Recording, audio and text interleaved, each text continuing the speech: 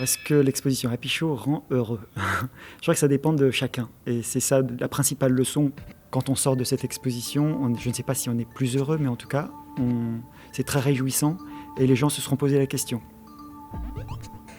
Stefan Sagmeister, c'est une vraie star dans son domaine, dans le domaine du graphisme. Il a fait ses études à Vienne et il a un studio de graphisme à New York. Il a notamment travaillé pour l'industrie musicale et en particulier les Talking Heads, Lou Reed et les Rolling Stones, dont il a fait des pochettes ou des coffrets. Lui revendique vraiment une tradition du design très incarnée et dans ce cas extrêmement subjectif. L'expo suscite un certain laisser-aller, une suspension d'un certain cynisme s'il en est. Il ne faut pas toujours essayer de décrypter.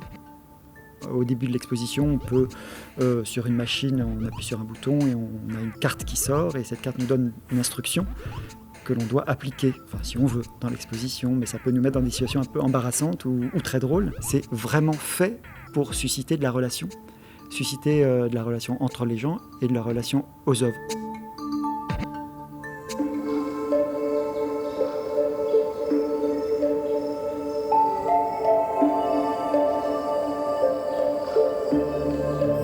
Donc il utilise plein de techniques, plein de médiums, des plus sophistiqués, donc très numériques et très interactifs, jusqu'au plus simple, un feutre et la main. Donc ça, c'est un certain type d'interaction. Il y a d'autres types, comme une installation avec un vélo, où en pédalant, vous produisez une phrase qui s'éclaire et qui donc se crée sous vos yeux en fonction de votre effort. Et là, c'est une métaphore qui peut presque résumer l'exposition d'ailleurs. En gros, l'artiste veut questionner le fait que le bonheur serait un muscle comme les autres, c'est-à-dire est-ce qu'on peut l'exercer. Voilà, donc il nous met en situation réelle de faire des efforts.